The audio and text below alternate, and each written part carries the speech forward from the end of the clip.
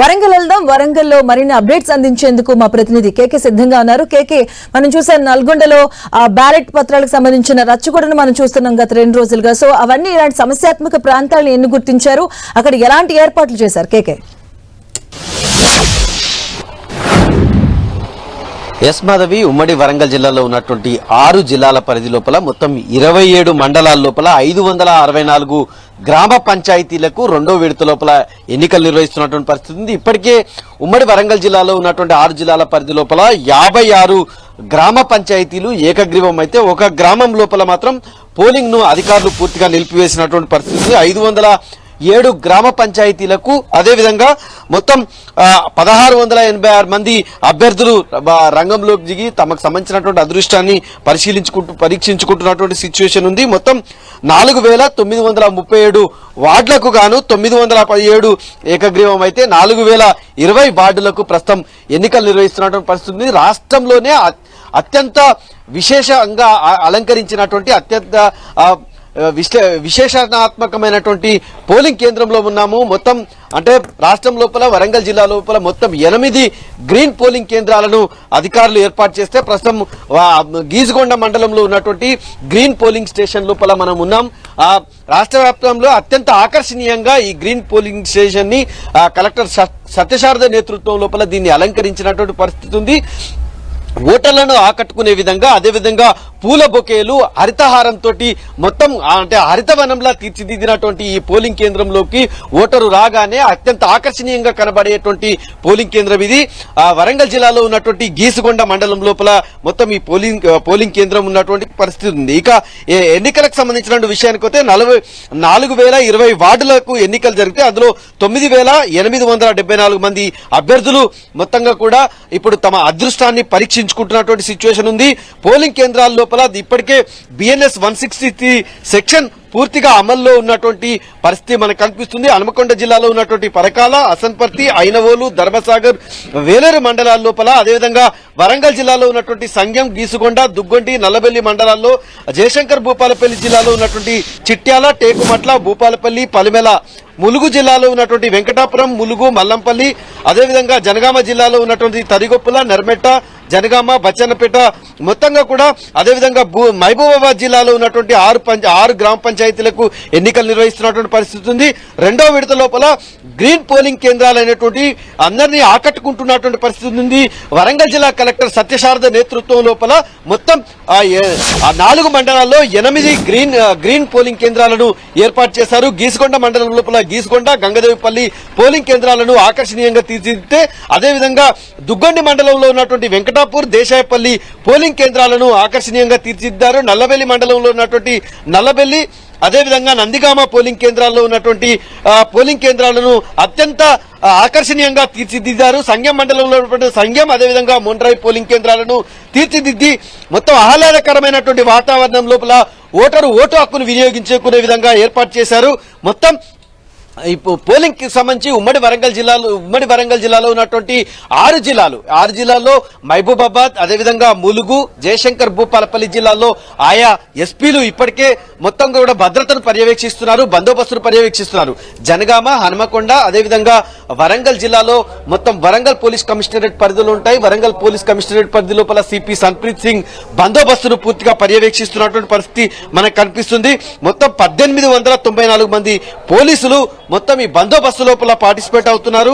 అందులోపల 3 డీసీపీలు, 5 అదనపు డీసీపీలతో పాటు 18 మంది ఏసీపీలు, 32 మంది సిఐలు అదేవిధంగా 120 మంది ఎస్ఐలు, ఏఎస్ఐలు, హెడ్ కానిస్టేబుల్ దాదాపు 333 మంది హెడ్ కానిస్టేబుల్, 1133 మంది కానిస్టేబుల్స్ అదేవిధంగా 250 మంది హోంగార్డు మొత్తంగా కూడా డిస్ట్రిక్ట్ గార్డు అదేవిధంగా బాంబ్ డిస్పోజల్ విభాగాలకు చెందిన వాళ్ళు కూడా ఈరోజు అత్యంత ఆకర్షణీయంగా విధులకు దిగారు. అదేవిధంగా మొత్తం పోలింగ్ కేంద్రాల లోపల ఎక్కడికక్కడికి కూడా ఎలాంటి ఇబ్బందులు తలెత్తకుండా పోలింగ్ సంబంధించినటువంటి అబ్జర్వర్స్ అదేవిధంగా ఫ్లయింగ్ స్క్వాడ్ సంబంధించినటువంటి బృందాలు ఆయా ప్రాంతాల లోపల ఎక్కడికక్కడికి కూడా కలెక్టర్ సత్యశారద పూర్తిగా పర్యవేక్షిస్తున్నటువంటి పరిస్థితి ఉంది.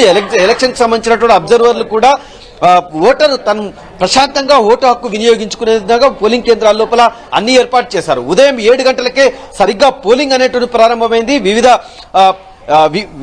సర్పంచ్ అభ్యర్థులు అదేవిధంగా వార్డు సభ్యులకు సంబంధించినటువంటి అభ్యర్థులు వాళ్ళకి సంబంధించిన ఏజెంట్ ఎవరైతే ఉన్నారో ఏజెంట్ల సమక్షంలో ఇప్పటికే మాక్ పోలింగ్ నిర్వహించి వాళ్ళలో అంటే చాలా ట్రాన్స్పరెంట్ గా వాళ్ళలో ఉన్నటువంటి ఆ సందేహాలను నివృత్తి చేసి మాక్ పోలింగ్ నిర్వహించిన తర్వాత రెగ్యులర్ పోలింగ్ అనేటువంటిది స్టార్ట్ అయినటువంటి పరిస్థితి 7 గంటలకు సరిగ్గా స్టార్ట్ అయినటువంటి పోలింగ్ 1 గంటకు ముగుస్తుంది. 1 గంట లోపల పోలింగ్ కేంద్రం ఆవరణలో ఉన్న అందరికీ కూడా ఓటు హక్కు వినియోగిస్తారు. 1 గంట తర్వాత వచ్చిన వాళ్ళని ఎవరిని కూడా అనుమతించినటువంటి పరిస్థితి ఉంది. ఓటర్ గుర్తింపు కార్డు ఎవరైతే ఉంటారో వాళ్ళందరినీ కూడా పోలింగ్ కేంద్రంలోకి అనుమతిస్తారు. సరిగ్గా 2 గంటలకి కౌంటింగ్ ప్రక్రియ అనేటువంటి ప్రారంభమవుతుంది. ఈ కౌంటింగ్ ప్రక్రియ ప్రధానంగా వార్డు సభ్యులకు సంబంధించినటువంటి కౌంటింగ్ ప్రక్రియ తొలుత స్టార్ట్ అవుతుంది.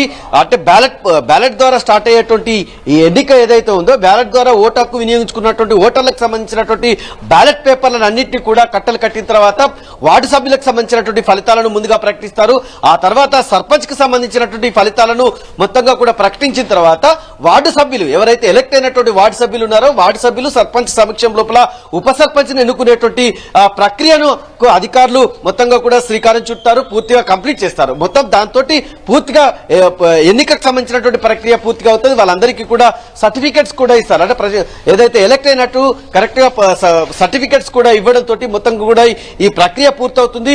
దాదాపు 10 నుంచి 11 గంటల వరకు కూడా సమయం తీసుకున్నారు. అంటే మేజర్ గ్రామ పంచాయతీ లోపల 11 గంటల వరకు కూడా ఈ ప్రక్రియ కొనసాగేటువంటి అవకాశాలు చాలా స్పష్టంగా కనిపిస్తుంది. తొలి ఫలితం మాత్రం 5 గంటల నుంచి 6 గంటల మధ్య ఎక్కువ ఫలితాలు వచ్చేటువంటి అవకాశం కనిపిస్తుంది. 27 మండలాల్లో అత్యంత ఉత్కంఠభరితంగా ఎన్నికలు కొనసాగుతున్నటువంటి సిచ్యువేషన్ ఉంది. గ్రామాల లోపల పెద్ద ఎత్తున మొత్తం ఈ ఎన్నికలకు సంబంధించినటువంటి ప్రక్రియను చాలా ప్రతిష్టాత్మకంగా తీసుకున్నటువంటి అభ్యర్థులు ఎక్కడికక్కడికి కూడా ఓటర్లను పోలింగ్ కేంద్రాలకు తరలించేటువంటి పరిస్థితి ఆయా పోలింగ్ కేంద్రాల్లో కనిపిస్తుంది. ఉదయం 7 గంటలకే ఓటు హక్కును వినియోగించుకునేందుకు ఎక్కువ మంది ఎవరైతే ఓటర్లు ఉన్నారో ఓటర్లు ఆసక్తి చూపుతున్నటువంటి సిచ్యువేషన్ ఉంది. ఇక పట్టణ ప్రాంతాల లోపల సెటిల్ అయినటువంటి ఓటర్లు ఎవరైతే ఉన్నారో వాళ్ళంతా కూడా పూర్తిగా పల్లెబాట పట్టినట్టు మనకు చాలా స్పష్టంగా కనిపిస్తుంది. 7 గంటలకే వాళ్ళంతా కూడా అంటే తమ ఓటు హక్కును వినియోగించుకునేందుకు ఇప్పటికే పల్లెలకు చేరుకున్నారు. ఆయా ప్రాంతాల్లో ఉన్నటువంటి తమ స్థానిక సర్పంచులు కావచ్చు వార్డు సభ్యులను ఎన్నుకునేటువంటి ప్రక్రియలో పూర్తిగా నిమగ్నమైనట్టు మనకు చాలా స్పష్టంగా కనిపిస్తున్నటువంటి వాతావరణం ఉంది. మనం ప్రస్తుతం గీసుకొండలో ఉన్నటువంటి అత్యంత ఆకర్షణీయమైనటువంటి పోలింగ్ కేంద్రం గ్రీన్ పోలింగ్ కేంద్రంలో మనం ఇక్కడ ఉన్నటువంటి సిచ్యువేషన్ కనిపిస్తుంది. పూర్తిగా ఎక్కడికక్కడికి గ్రీన్ మ్యాట్లు అదేవిధంగా అక్కడ ఉన్నటువంటి కొబ్బరి మట్టలు అదేవిధంగా అరటి ఆకులు మామిడి తోరణాలతో పూర్తిగా అలంకరించినటువంటి సిచ్యువేషన్ కనిపిస్తుంది. మనం చూడొచ్చు అంటే ఓటర్ని ఓటు హక్కును వినియోగించుకునే విధంగా ఏ రకంగా ఓటర్లంతా కూడా తరలించేటువంటి సిచ్యువేషన్ అయితే మనకు కనిపిస్తుంది. ఈ రకంగా వృద్ధులు ఎవరైతే ఉన్నారో వృద్ధులు అదేవిధంగా పేషెంట్స్ ఎవరైతే ఉన్నారో వాళ్ళకు ప్రత్యేకమైనటువంటి వీల్ చైర్లు ఏర్పాటు చేశారు. వాళ్ళు ఓటు హక్కును వినియోగించుకునేందుకు పూర్తి స్థాయి లోపల ఏర్పాటు చేసినటువంటి సిచ్యువేషన్ ఉంది. ఇప్పటి వరకు 2వ విడతకు సంబంధించినటువంటి పోలింగ్ ప్రక్రియ అనేటువంటిది 7 గంటలకు ప్రారంభమైనటువంటి పోలింగ్ ప్రక్రియ చాలా ప్రశాంతంగా కొనసాగుతున్నటువంటి వాతావరణం వరంగల్ జిల్లాలో ఉంది. Right, thank you KK.